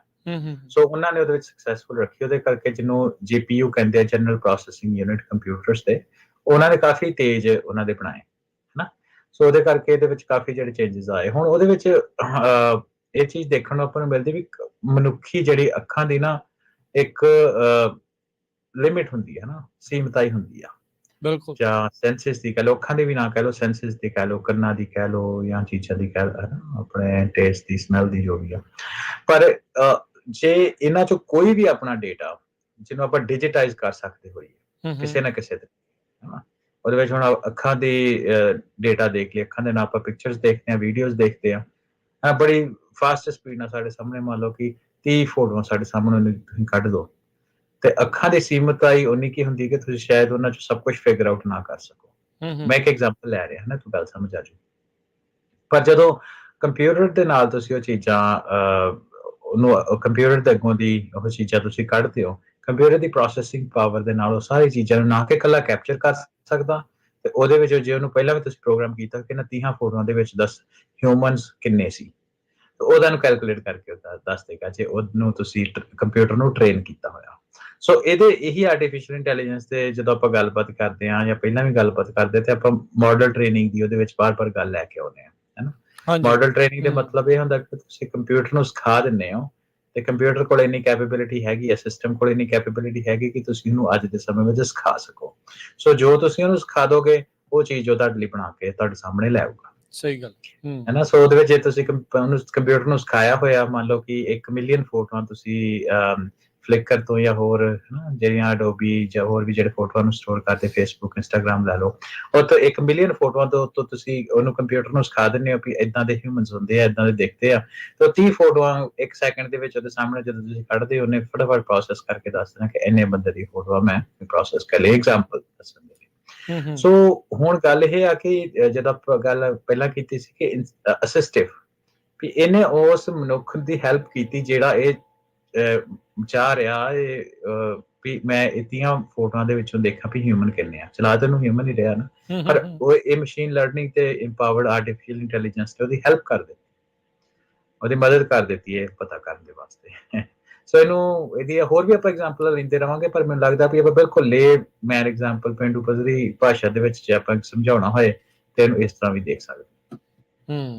ਸੋ ਬਿਲਕੁਲ। ਸੋ ਇਸੇ ਤਰ੍ਹਾਂ ਜਿਹੜੀ ਆਪਾਂ ਦੂਸਰੀ ਗੱਲ ਕਰਦੇ ਸੀ ਕਿ ਜਦੋਂ ਸੈਂਸਸ ਨੂੰ ਕਿਸੇ ਤਰ੍ਹਾਂ ਆਪਾਂ ਡੇਟਾ ਦੇ ਵਿੱਚ ਕਨਵਰਟ ਕਰ ਸਕਦੇ ਹਾਂ। ਹੁਣ ਇਸੇ ਤਰ੍ਹਾਂ ਆਵਾਜ਼ ਹੋ ਗਈ, ਆਵਾਜ਼ ਦੇ ਵੀ ਕਈ ਪੈਰਾਮੀਟਰ ਹੁੰਦੇ ਆ, ਕਿੰਨੀ ਉੱਚੀ ਆਵਾਜ਼ ਆ, ਆਵਾਜ਼ ਦੀ ਪਿਚ ਕਿੰਨੀ ਆ, ਹਨਾ, ਉਹਦੀ ਜਾਂ ਹੋਰ ਵੀ ਉਹਦੇ ਪੈਰਾਮੀਟਰ ਹੋਣਗੇ। ਉਹਨੂੰ ਜੇ ਆਪਾਂ ਡਿਜੀਟਾਈਜ਼ ਕਰ ਸਕੀਏ ਤੇ ਉਹਨੂੰ ਤੋੜ ਸਕੀਏ ਉਸ ਤਰੀਕਿਆਂ ਦੇ ਨਾਲ, ਤੇ ਫਿਰ ਉਹਦੇ ਵਿੱਚ ਆਪਾਂ ਦੀ ਹੈਲਪ ਹੋ ਜੂਗੀ। ਹੁਣ ਬਾਇਸ ਕਿੱਥੇ ਆਉਂਦੀ ਹੈ ਇਸੇ ਐਗਜ਼ਾਮਪਲ ਤੋਂ ਆਪਾਂ ਸੈਂਸਸ ਦੀ ਗੱਲ ਤੋਂ ਵੀ ਬਾਇਸ ਦੀ ਗੱਲ ਕਰ ਲੈਂਦੇ ਹਾਂ। ਠੀਕ ਹੈ। ਬਾਇਸ ਹੁੰਦੀ ਆ, ਮੰਨ ਲਓ ਕਿ ਟੇਸਟ ਦੀ ਗੱਲ ਕਰਦੇ ਨਾ, ਤੇ ਟੇਸਟ ਨੂੰ ਕਿੱਦਾਂ ਅਸੀਂ ਡਿਜੀਟਾਈਜ਼ ਕਰ ਸਕਦੇ ਹਾਂ। ਮੰਨ ਲਓ ਵੀ 5 ਤਰ੍ਹਾਂ ਦੇ ਅਸੀਂ ਪੰਜਾਬ 'ਚ ਜੰਮੇ ਆ, ਸਾਡੇ 5 ਲੈਵਲ ਦੇ ਟੇਸਟ ਆ ਕਿਸੇ ਘਰ ਦੇ। ਉਸ 5 ਲੈਵਲ ਦੇ ਟੇਸਟ ਨੇ ਕਹਿਣਾ ਵੀ ਜਿਹੜਾ ਲਾਲ ਮਿਰਚ ਆ ਉਹਦਾ ਹਨਾ ਸਭ ਤੋਂ ਜ਼ਿਆਦਾ ਟੇਸਟ ਹੈ, ਸਭ ਤੋਂ ਵੱਧ ਕੌੜੀ ਆ, ਉਹ ਲੈਵਲ 5 ਤੇ ਆ। ਜਿਹੜੀ ਕਾਲੀ ਮਿਰਚ ਆ ਸ਼ਾਇਦ, ਹਨਾ ਐਗਜ਼ਾਮਪਲ ਹੀ ਲੈ ਰਹੇ ਹਾਂ, ਉਹ ਸਭ ਤੋਂ ਘੱਟ ਕੌੜੀ ਆ, ਉਹਦਾ ਜੀ ਆਪਾਂ ਲੈਵਲ 1 ਰੱਖਦੇ ਨੇ, ਤੇ ਐਨੀਵੇਅਰ ਇਨ ਬਿਟਵੀਨ 3 ਲੈਵਲ ਹੋਰ। ਜਦ ਕਿ ਜਦੋਂ ਆਪਾਂ ਮੰਨ ਲਓ ਐਗਜ਼ਾਮਪਲ ਲੈ ਲਈ, ਥਾਈਲੈਂਡ ਚਲੇ ਜਾਈਏ, ਥਾਈ ਲੋਕੀ ਬਹੁਤ ਮਿਰਚਾਂ ਖਾਂਦੇ ਆ, ਤੇ ਉਹਨਾਂ ਦਾ ਜਿਹੜਾ ਬੇਸ ਲੈਵਲ ਹੀ ਆ ਸ਼ਾਇਦ ਉਹੀ ਲਾਲ ਮਿਰਚ ਤੋਂ ਸ਼ੁਰੂ ਹੁੰਦਾ ਹੋਏ, ਹਨਾ। ਇਹ ਬੜੀ ਸਬਜੈਕਟਿਵ ਜਿਹੀ ਚੀਜ਼ ਹੋ ਜਾਂਦੀ ਹੈ ਜਦੋਂ ਆਪਾਂ ਡਿਜੀਟਾਈਜ਼ ਕਨਵਰਟ ਕਰਦੇ ਹਾਂ। ਜਦੋਂ machine learning one language fits all ਵਾਲੀ ਜਦੋਂ ਆਪਾਂ ਗੱਲ ਕਰਾਂਗੇ, ਤੇ ਉਹਦੇ ਵਿੱਚ ਫਿਰ ਜਦੋਂ ਆਪਾਂ ਪੰਜਾਬ ਦੇ ਉੱਤੇ ਜਾਂ ਪੰਜਾਬੀ ਲੋਕਾਂ ਦੇ ਉੱਤੇ ਮਾਡਲ ਕ੍ਰੀਏਟ ਕੀਤੇ ਹੋਏ ਜਦੋਂ ਥਾਈ ਲੋਕਾਂ ਦੇ ਉੱਤੇ ਇੰਪੋਜ਼ ਕਰਨ ਦੀ ਕੋਸ਼ਿਸ਼ ਕਰਾਂਗੇ, ਤਾਂ ਉਹਦਾ ਰਿਜ਼ਲਟ ਆਪਾਂ ਨੂੰ ਸਹੀ ਕਾਮਯਾਬੀ ਨਹੀਂ ਮਿਲੂਗੀ, ਹੈਨਾ। ਸੋ ਇਹਦੇ ਉੱਤੇ ਬਹੁਤ ਮੈਟਰ ਕਰੂਗਾ ਆਉਣ ਵਾਲੇ ਟਾਈਮ ਦੇ ਉੱਤੇ। ਸੋ ਮੈਂ ਥੋੜੀ ਜਿਹੀ ਇੰਟਰੋਡਕਸ਼ਨ ਇਹਦੀ ਦੇ ਰਿਹਾ ਸੀ, ਆਪਾਂ ਇਹਦੇ ਬਾਰੇ ਵੀ ਬਾਇਸ ਦੇ ਉੱਤੇ ਵੀ ਗੱਲਬਾਤ ਕਰਾਂਗੇ। ਸੋ ਕਹਿੰਦਾ ਮਤਲਬ ਵੀ ਜਦੋਂ ਚੀਜ਼ਾਂ ਨੂੰ ਤੁਸੀਂ ਡਿਜੀਟਾਈਜ਼ ਕਰਨ ਦੀ ਸਮਰੱਥਾ ਰੱਖਦੇ ਹੋ, ਤੇ ਕੰਪਿਊਟਰ ਉਹ ਤੁਹਾਡੇ ਲਈ ਤੁਹਾਡੇ ਜਿੱਦਾਂ ਤੁਹਾਨੂੰ ਰਿਜ਼ਲਟ ਚਾਹੀਦੇ ਉਹ ਤੁਹਾਨੂੰ ਕੱਢ ਕੇ ਦੇ ਸਕਦਾ। ਸੋ ਬਸ ਇਹ ਆ ਵੀ ਉਹ ਜਿਹੜੀ ਹਿਊਮਨ ਇਨਪੁਟ ਆ ਕਿੱਦਾਂ ਕਰਨੀ ਆ, ਕਿਹੜੀ ਚੀਜ਼ ਤੁਸੀਂ ਉਸ ਚੋਂ ਲੱਭਣੀ ਆ, ਕਿੱਦਾਂ ਜਿਹੜਾ ਉਹ ਕਰਨਾ, ਕਿੱਦਾਂ ਉਹਨੂੰ ਤੁਸੀਂ ਟ੍ਰੇਨ ਕਰਨਾ, ਕਿਹਦੇ ਤੇ ਲਾਉਣਾ ਆ, ਉਹ ਸਾਰੀਆਂ ਚੀਜ਼ਾਂ ਆਉਣ ਵਾਲੇ ਸਮੇਂ 'ਚ ਜਿਹੜੀਆਂ ਉਹ ਰਹਿਣ ਵਾਲੀਆਂ ਆ। ਇੱਕ ਲਾਸਟ ਗੱਲ ਇਹ ਗੱਲ ਵਿੱਚ ਹੋਰ ਸੌਖਿਆਂ ਸਮਝਣ ਦੇ ਵਾਸਤੇ ਹੈ ਕਿ ਦੇਖੋ ਛੋਟਾ ਬੱਚਾ ਜਦੋਂ ਜੰਮਦਾ ਹੈ ਨਾ, ਤੇ ਪ੍ਰਮਾਤਮਾ ਨੇ ਬੱਚੇ ਨੂੰ ਇੰਨੀ ਉਮਰ ਦੇ ਹਿਸਾਬ ਦੇ ਨਾਲ ਇਹਨਾਂ ਚੀਜ਼ਾਂ ਨੂੰ ਸੋਚਣ ਸਮਝਣ ਦੀ ਸਮਰੱਥਾ ਦਿੱਤੀ ਹੁੰਦੀ ਆ। ਸੋ ਛੋਟੇ ਬੱਚੇ ਨੂੰ ਜਦੋਂ ਸਮਝ ਆ ਜਾਂਦੀ ਆ ਚੀਜ਼ਾਂ ਦੀ, ਤਾਂ ਉਹਨੂੰ ਅਸੀਂ ਟ੍ਰੇਨ ਕਰ ਦਿੰਦੇ ਆ ਵੀ ਬੱਚੇ ਗੱਲ ਚੀਜ਼ ਏਦਾਂ ਕਰੀਦੀ, ਏਦਾਂ ਨਹੀਂ ਕਰੀਦੀ, ਆਪਣੇ ਕੱਪੜੇ ਜੋੜ ਕੇ ਰੱਖੀ ਦੇ, ਆਪਣਾ ਘਰ ਸਾਫ਼ ਕੇ, ਆਪਣਾ ਬੈੱਡ ਮੇਕ ਕਰੀਦਾ ਵਾ, ਜੋ ਵੀ ਆ, ਤੇ ਜਾਂ ਏਦਾਂ ਊੜਾ ਲਿਖੀਦਾ, ਇਸ ਤਰ੍ਹਾਂ ਐੜਾ ਲਿਖੀਦਾ, ਹੈ ਨਾ, ਗੁਰੂ ਸਾਹਿਬ ਦੇ ਨਾਮ ਆ ਜਾਂ ਜੋ ਵੀ ਆਪਾਂ ਇਤਿਹਾਸ ਵਿੱਚੋਂ ਜੋ ਉਹਨੂੰ ਸਿਖਾਉਂਦੇ ਆ, ਏਦਾਂ ABC ਲਿਖਦੇ ਆਪਾਂ ਬੱਚੇ ਨੂੰ ਸਿਖਾਉਂਦੇ ਆ, ਤੇ ਬੱਚੇ ਦੇ ਦਿਮਾਗ ਨੇ ਉਹ ਲਰਨ ਕਰ ਲੈਂਦਾ। ਸੋ ਮਾਡਲ ਕ੍ਰੀਏਸ਼ਨ ਵੀ ਐਗਜ਼ੈਕਟਲੀ ਇਹੋ ਚੀਜ਼ ਆ, ਜਿਹਨੂੰ ਫਿਰ ਪੱਧਰੀ ਲੈਂਗੁਏਜ ਵਿੱਚ ਐਕਸਪਲੇਨ ਕਰੀਏ ਕਿ ਅਸੀਂ ਕੰਪਿਊਟਰ ਨੂੰ ਟ੍ਰੇਨ ਕਰ ਦਿੰਦੇ ਕਿ ਬੱਚਿਆਂ ਨੂੰ ਕੰਪਿਊਟਰ ਨੂੰ ਕੁਝ ਨਹੀਂ ਪਤਾ, ਪਰ ਉਹਦੇ ਕੋਲ ਕੈਪੇਬਿਲਿਟੀ ਹੈਗੀ ਵੀ ਆ ਡਿਜੀਟਲ ਸਿਗਨਲਸ ਉਹਨੂੰ ਅਸੀਂ ਐਕਸਪਲੇਨ ਕਰਦੀ ਹੈ ਵੀ ਕੰਪਿਊਟਰ ਉਹਨਾਂ ਨੂੰ ਮਾਡਲ ਕ੍ਰੀਏਸ਼ਨ ਕਹਿੰਦੇ ਆ ਕਿ ਜਿਹੜੇ ਬੱਚੇ ਦੇ ਦਿਮਾਗ ਨੂੰ ਤੁਸੀਂ ਸਿਖਾ ਦਿੱਤਾ ਹੈ, ਇਸ ਤਰ੍ਹਾਂ ਕੰਪਿਊਟਰ ਦਿਮਾਗ ਦੇ ਵਿੱਚ ਮਾਡਲ ਤੁਸੀਂ ਬਣਾ ਦਿੱਤੇ। ਹੁਣ ਉਹਨੂੰ ਪਤਾ ਵਾ ਵੀ ਆਹ ਰੰਗ ਹਰਾ ਵਾ, ਆਹ ਰੰਗ ਕੇਸਰੀ, ਆਹ ਰੰਗ ਨੀਲਾ, ਗਾਂ ਤੋਂ ਉਹਨੇ ਵੇਖਣਾ ਤੇ ਉਹਨੇ ਇਸ਼ਾਰਾ ਕਰ ਦੇਣਾ ਵੀ ਆਹ ਰੰਗ ਨੀਲਾ। ਸੋ ਇਹਨੂੰ ਇਸ ਤਰ੍ਹਾਂ ਵੀ ਦੇਖਿਆ ਜਾ ਸਕਦਾ। ਜੀ ਜੀ ਬਿਲਕੁਲ। AI ਦੀ ਹੁਣ ਜਦੋਂ ਹਰਵਿੰਦਰ ਨੇ ਗੱਲ ਕੀਤੀ ਹੈ, ਕਈਆਂ ਦੇ ਮਨ 'ਚ ਇਹ ਵੀ ਸਵਾਲ ਹੁੰਦਾ ਹੋਣਾ ਵੀ ਚਲੋ ਆਪਾਂ ਥੋੜ੍ਹਾ ਜਿਹਾ ਜੇ ਕੋਰਸ ਦੀ ਜਿਹੜੀ ਗੱਲ ਕਰ ਲਈਏ ਵੀ ਜੇ ਕੋਈ ਆਪ ਇੱਦਾਂ ਦਾ ਕੋਰਸ ਲੈਣਾ ਚਾਹੁੰਦਾ ਆ ਜਾਂ ਇਹ ਕਿੱਦਾਂ ਅਵੇਲੇਬਿਲਿਟੀ ਆ, ਐਡਮਿਸ਼ਨ ਕਿੱਦਾਂ ਆ, ਇਹ ਸਾਰੀਆਂ ਚੀਜ਼ਾਂ ਜੇ ਕੋਈ ਜਾਣਨਾ ਚਾਹੁੰਦਾ ਉਹਦੇ ਲਈ ਕੀ ਇਨਫੋਰਮੇਸ਼ਨ ਆ? ਹਾਂਜੀ, ਸੋ ਜਿੱਦਾਂ ਆਪਾਂ ਪਹਿਲਾਂ ਵੀ ਆਪਣੇ ਟਾਕ ਸ਼ੋ ਦੇ ਵਿੱਚ ਗੱਲ ਕਰਦੇ ਆ ਨਾ ਕਿ ਆਰਟੀਫਿਸ਼ੀਅਲ ਇੰਟੈਲੀਜੈਂਸ ਬਹੁਤ ਜ਼ਿਆਦਾ ਡਿਮਾਂਡ ਦੇ ਵਿੱਚ ਆ। ਸੋ ਉਹਦੇ ਕਰਕੇ ਆਲਮੋਸਟ ਸਾਰੀ ਯੂਨੀਵਰਸਿਟੀ ਦੇ ਕੋਰਸਿਸ ਨੇ ਇਹਦੇ ਉੱਤੇ ਕੋਰਸਿਸ ਬਣਾਏ ਹਨ, ਇਵਨ ਕਮਿਊਨਿਟੀ ਕਾਲਜਸ ਨੇ। ਤੇ ਡਿਪੈਂਡਿੰਗ ਅਪੋਨ ਕਿ ਤੁਸੀਂ ਕਿਹੜੇ ਜਗ੍ਹਾ ਦੇ ਉੱਤੇ ਬੈਠੇ ਹੋ, ਉਹਦੇ ਅਕੋਰਡਿੰਗਲੀ ਤੁਸੀਂ ਤੇ ਲੋਕੇਸ਼ਨ ਤੁਸੀਂ ਕਿੱਥੇ ਜਾਣਾ ਚਾਹੁੰਦੇ ਹੋ, ਹੈ ਨਾ। ਹੁਣ ਜਿੱਦਾਂ ਸਟੈਨਫੋਰਡ ਦਾ ਮੈਂ ਨਾਂ ਲਿਆ, ਸਟੈਨਫੋਰਡ ਦਾ ਇੱਕ ਪ੍ਰੀਮੀਅਰ ਇੰਸਟੀਟਿਊਸ਼ਨ ਹੈ, ਇਸ ਤਰ੍ਹਾਂ ਹਾਰਵਰਡ ਵਿੱਚ ਵੀ ਹੈਗੇ ਆ, ਹੈ ਨਾ। ਸ਼ਿਕਾਗੋ ਦੇ ਬਿਜ਼ਨਸ ਸਕੂਲ ਵਿੱਚ ਵੀ ਬੂਥ ਉਹਨੂੰ ਕਹਿੰਦੇ ਆ, ਉਹਦੇ ਸਕੂਲ ਨੇ ਵੀ ਸ਼ੁਰੂ ਕੀਤੇ ਆ, ਜਾਂ ਛੋਟੇ ਕਮਿਊਨਿਟੀ ਕਾਲਜਸ ਨੇ ਵੀ ਸ਼ੁਰੂ ਕੀਤੇ ਆ। ਸੋ ਡਿਪੈਂਡਿੰਗ ਅਪੋਨ ਵੀ ਤੁਸੀਂ ਕਰਨਾ ਕੀ ਚਾਹੁੰਦੇ ਹੋ, ਤੁਸੀਂ ਕਿੰਨਾ ਕੁ ਦੀ ਸਮਰੱਥਾ ਜਾਣਨਾ ਚਾਹੁੰਦੇ ਹੋ। ਹੁਣ ਸਾਡੇ ਲੈਵਲ ਦੇ ਉੱਤੇ ਮੈਂ ਬਹੁਤ ਟੈਕਨੀਕਲ ਡੀਟੇਲ ਪ੍ਰੋਗਰਾਮਿੰਗ ਲੈਵਲ ਤੇ ਨਹੀਂ ਜਾਣਾ ਚਾਹੁੰਦਾ, ਕਿਉਂਕਿ ਮੇਰਾ ਫੀਲਡ ਉਦਾਂ ਦਾ ਨਹੀਂ ਹੈ। ਪਹਿਲਾਂ ਹੁੰਦਾ ਸੀ, ਹੁਣ ਨਹੀਂ ਆ। ਤੇ ਮੈਂ ਹਾਈ ਲੈਵਲ ਦੇ ਉੱਤੇ ਰਹਿਣਾ ਚਾਹੁੰਦਾ ਸੀ। ਉਹਦੇ ਅਕੋਰਡਿੰਗਲੀ ਤੁਸੀਂ ਯੂਨੀਵਰਸਿਟੀ ਦੇ ਉੱਤੇ ਜਾ ਕੇ ਉਹਨਾਂ ਦੀ ਵੈਬਸਾਈਟਸ ਦੇ ਉੱਤੇ ਇਨਫੋਰਮੇਸ਼ਨ ਦੇਖ ਸਕਦੇ ਹੋ। ਤੇ ਡਿਪੈਂਡਿੰਗ ਅਪੋਨ ਵੀ ਕੋਰਸ ਕਿੱਦਾਂ ਦਾ, ਉਹਦੀ ਕੰਪੈਟੀਟਿਵਨੈਸ ਕੀ ਆ। ਹੁਣ ਮੈਨੂੰ 3 ਮਹੀਨੇ ਲੱਗੇ ਸੀ ਇਹਨੂੰ ਅਪਲਾਈ ਕਰਨ ਦੇ ਵਿੱਚ। ਫਿਰ ਉਹਦਾ ਇੱਕ ਪ੍ਰੋਪਰ ਐਡਮਿਸ਼ਨ ਪ੍ਰੋਸੈਸ ਹੁੰਦਾ, ਤੁਸੀਂ ਉਹਦੇ ਤੋਂ ਛੋਟਾ ਜਿਹਾ ਐਸੇ ਲਿਖਦੇ ਹੋ, ਤੁਸੀਂ ਕਿਉਂ ਇਹਦੇ ਵਿੱਚ ਜਾਣਾ ਚਾਹੁੰਦੇ ਹੋ। ਤੁਹਾਡੇ ਬੈਕਗਰਾਊਂਡ ਚੈੱਕ ਹੁੰਦਾ, ਕ੍ਰੈਡੈਂਸ਼ੀਅਲ ਚੈੱਕ ਹੁੰਦੇ ਆ, ਉਹਦੇ ਬੇਸ ਤੇ ਤੁਹਾਡੀ ਐਕਸੈਪਟੈਂਸ ਹੁੰਦੀ ਹੈ ਨਾ ਇਹਨਾਂ ਕੋਰਸਿਸ ਉੱਤੇ।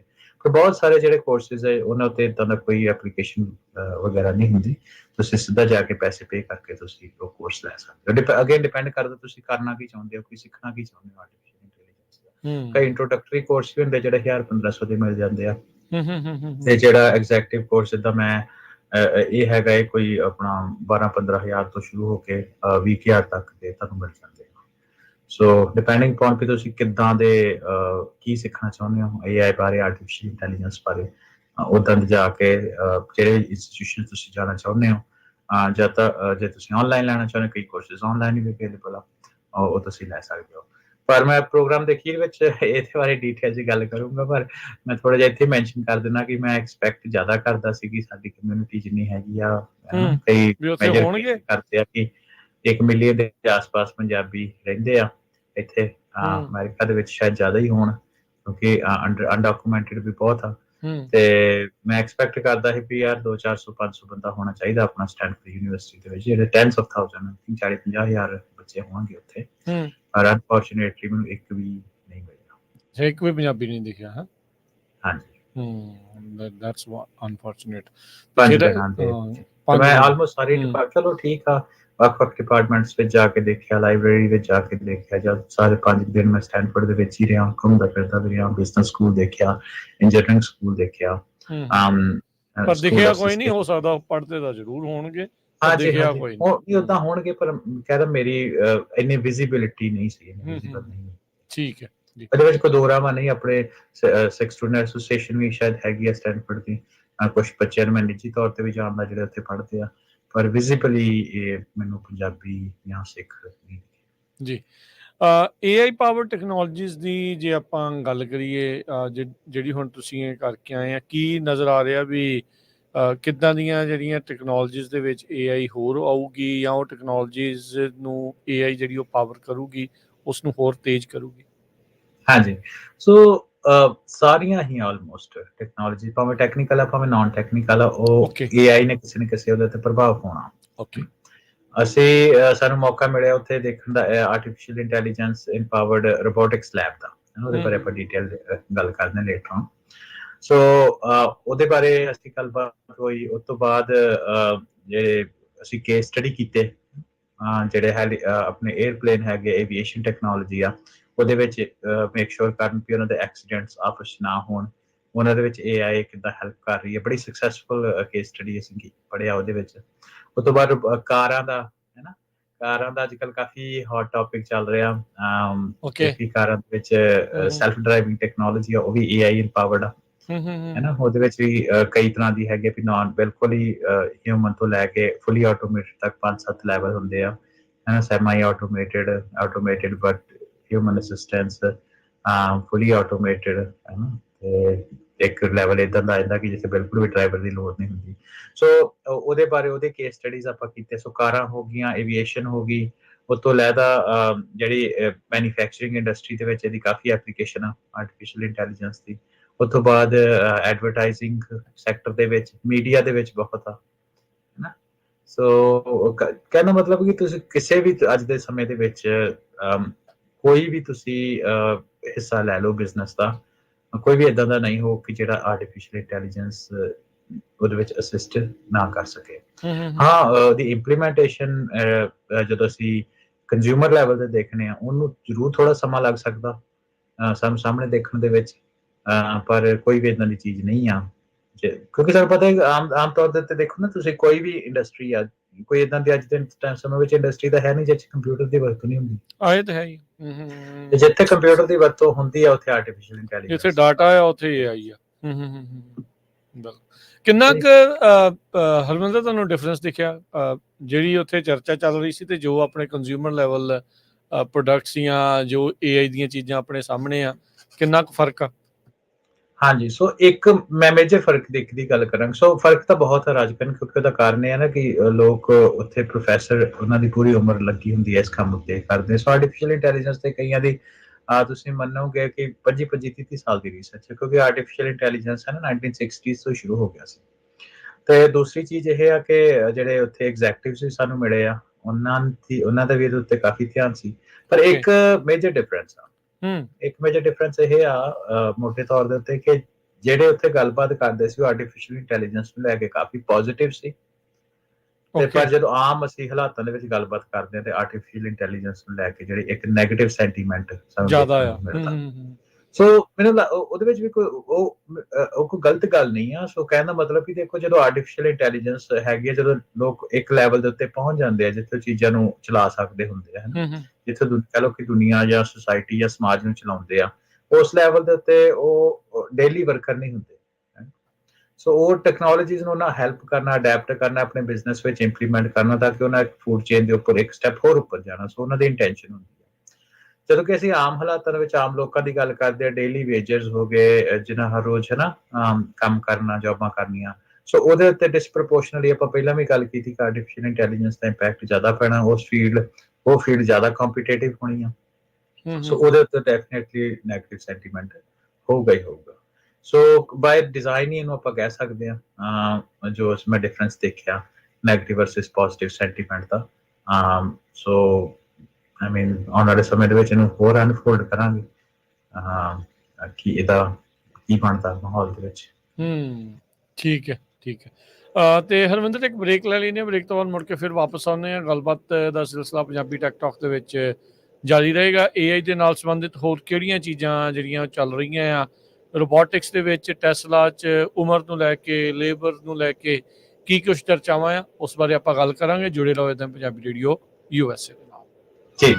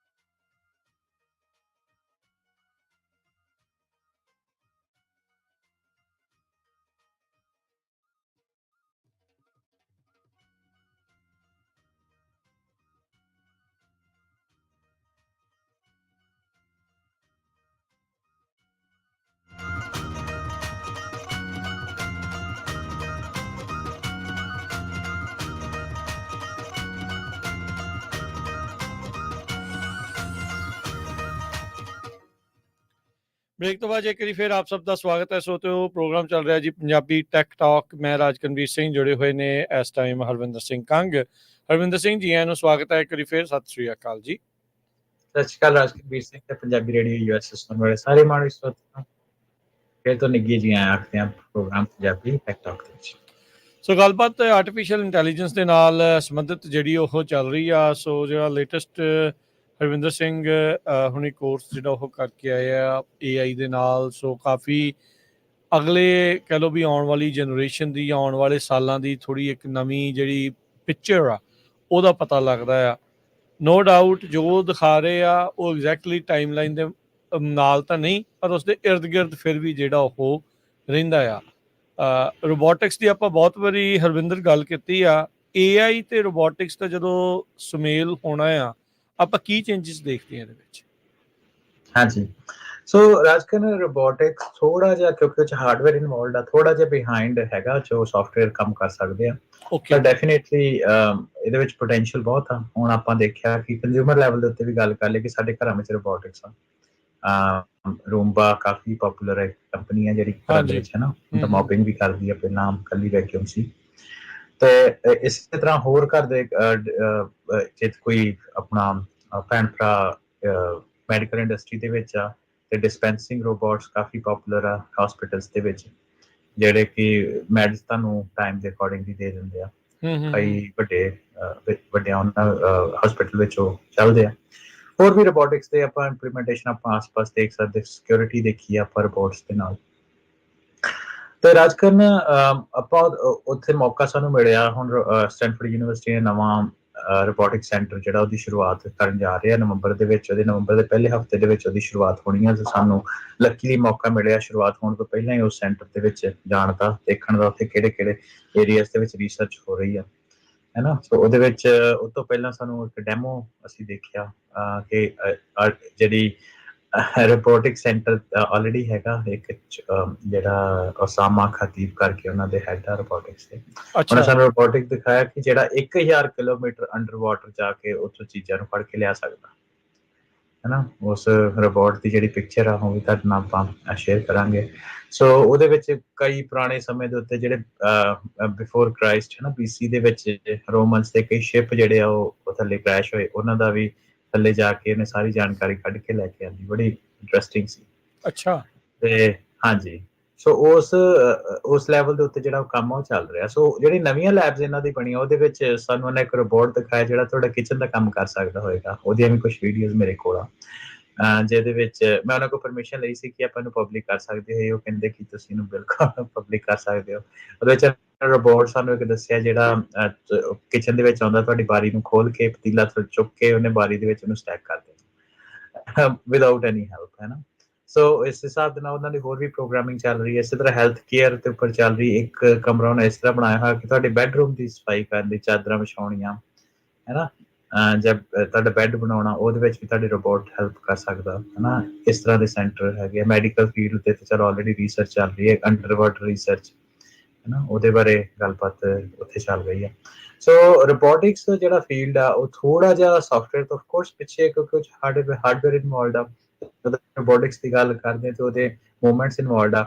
ਪਰ ਉਹਨਾਂ ਸਾਨੂੰ ਵਰਚੁਅਲੀ ਏਦਾਂ ਦੱਸਿਆ ਕਿ ਤੁਸੀਂ ਵਰਚੁਅਲੀ ਵੀ ਚੀਜ਼ਾਂ ਨੂੰ, ਜੇ ਤੁਸੀਂ ਮੰਨ ਲਓ ਸੜਕ ਬਣਾ ਦਿੰਦੇ ਹੋ ਵਰਚੁਅਲੀ, ਫੋਟੋ ਆ, ਉਹਦੇ ਉੱਤੇ ਰੋਬੋਟ ਨੂੰ ਤੁਸੀਂ ਚਲਾਉਂਦੇ ਹੋ ਤੇ ਉਹਦੀ ਸੈਂਸੇਸ਼ਨ ਤੁਹਾਨੂੰ ਏਦਾਂ ਦੀ ਫੀਲ ਹੋਊਗਾ ਕਿ ਉਹ ਪੱਥਰਾਂ ਦੀ ਸੜਕ ਦੇ ਉੱਤੇ ਜਾ ਰਿਹਾ, ਕਿ ਉਹ ਤੁਹਾਡਾ ਪਲੇਨ ਸੜਕ ਦੇ ਉੱਤੇ ਜਾ ਰਿਹਾ, ਜਾਂ ਪੇਮੈਂਟ ਉੱਪਰ ਜਾ ਰਿਹਾ, ਜਾਂ ਅੱਗੇ ਉਹਨੂੰ ਕੋਈ ਆਬਸਟੈਕਲ ਆ ਗਿਆ। ਉਹਨੂੰ ਚੀਜ਼ਾਂ ਨੂੰ ਤੁਸੀਂ ਡਿਜੀਟਲੀ ਸੈਂਸ ਕਰ ਸਕਦੇ ਹੋ।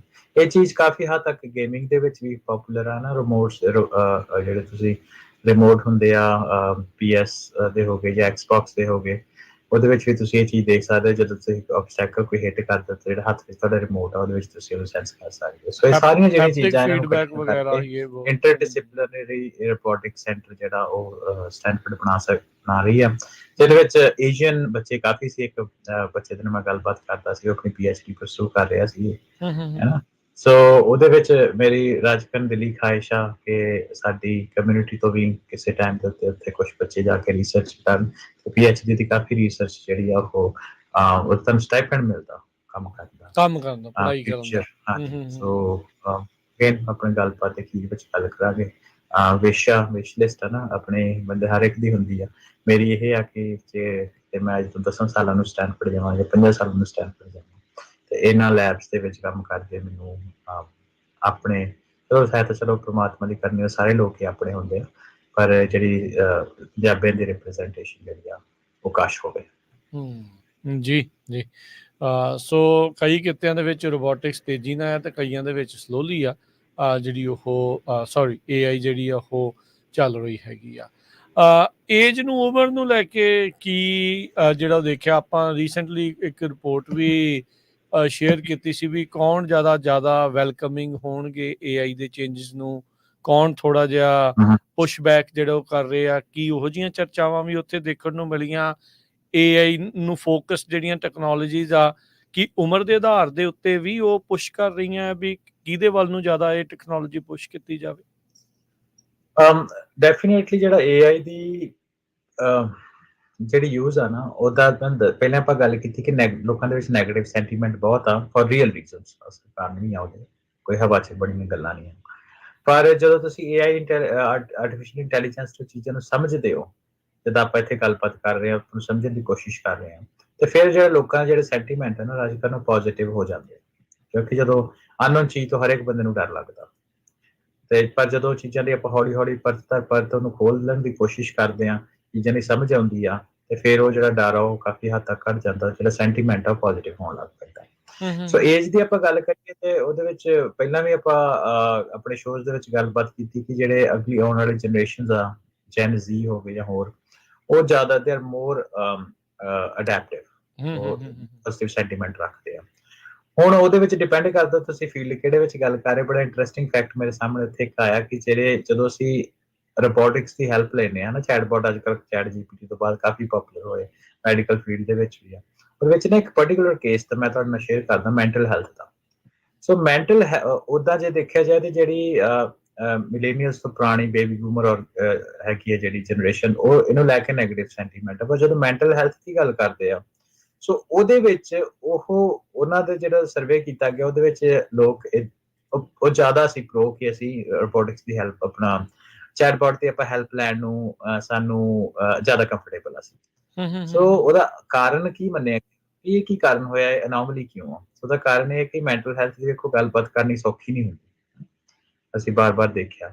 ਸੋ ਉਹਦੇ ਵਿੱਚ ਇਹ ਹੈ ਕਿ ਬੰਦੇ ਨਾਲ ਗੱਲ ਕਰਨ ਦੇ ਨਾਲ ਉਹ ਚੈਟਬੋਟ ਦੇ ਨਾਲ ਗੱਲਬਾਤ ਕਰਨ ਨੂੰ ਜ਼ਿਆਦਾ ਤਰਜੀਹ ਦਿੰਦੇ ਆ, ਕਿਉਂਕਿ ਉਹਦੇ ਵਿੱਚ ਉਹਨਾਂ ਨੂੰ ਇਹ ਹੋ ਕਿ ਸਾਨੂੰ ਯਾਰ ਇੱਥੇ ਕੋਈ ਜੱਜ ਨਹੀਂ ਕਰ ਸਕਦਾ। ਸੋ ਡਿਪੈਂਡ ਇਹ ਇਸ ਲਈ ਇੱਕ ਛੋਟਾ ਜਿਹਾ ਨੁਕਤਾ ਇਸ ਲਈ ਸ਼ੇਅਰ ਕੀਤਾ ਕਿ ਡਿਪੈਂਡਿੰਗ ਅਪਨ ਕਿ ਤੁਸੀਂ ਕਿਹੜੇ ਫੀਲਡ ਦੀ ਤੇ ਕਿੱਦਾਂ ਦਾ ਕੰਮ ਲੈਣਾ ਚਾਹੁੰਦੇ ਆਰਟੀਫਿਸ਼ੀਅਲ ਇੰਟੈਲੀਜੈਂਸ ਤੋਂ, ਉਹਦੀ ਇੰਪਲੀਮੈਂਟੇਸ਼ਨ ਕੀ ਹੈ, ਉਹਦੇ ਅਕੋਰਡਿੰਗਲੀ ਉਹਦਾ ਸੈਂਟੀਮੈਂਟ ਉਸ ਏਰੀਆ ਦੇ ਵਿੱਚ ਦੇਖਿਆ ਜਾ ਸਕਦਾ। ਸੋ ਦੂਸਰੀ ਜਿਹੜੀ ਗੱਲ ਕਰਦੇ ਏਜ ਦੇ ਨਾਲ ਰਿਲੇਟਡ ਜਿਹੜਾ ਤੁਸੀਂ ਸਵਾਲ ਪੁੱਛਿਆ, ਸੋ ਉਹ ਇਹ ਹੈ ਕਿ ਜਦੋਂ ਆਪਾਂ ਆਰਟੀਫਿਸ਼ੀਅਲ ਇੰਟੈਲੀਜੈਂਸ ਦੀ ਗੱਲ ਕਰਦੇ ਤੇ ਉਹਦੇ ਨਾਲ ਲੇਬਰ ਦੀ ਵੀ ਗੱਲ ਹੁੰਦੀ ਹੈ ਕਿ ਲੇਬਰ ਕੋਲ ਨੈਗੋਸ਼ੀਏਸ਼ਨ ਸਕਿੱਲ ਘੱਟ ਜਾਊਗਾ, ਕਿਉਂਕਿ ਜੌਬਾਂ ਸਾਰੀਆਂ ਜਿਹੜੀਆਂ ਆਟੋਮੇਟ ਹੋਣ ਲੱਗ ਪੈਣੀਆਂ ਆਉਣ ਵਾਲੇ ਦਿਨਾਂ ਦੇ ਵਿੱਚ।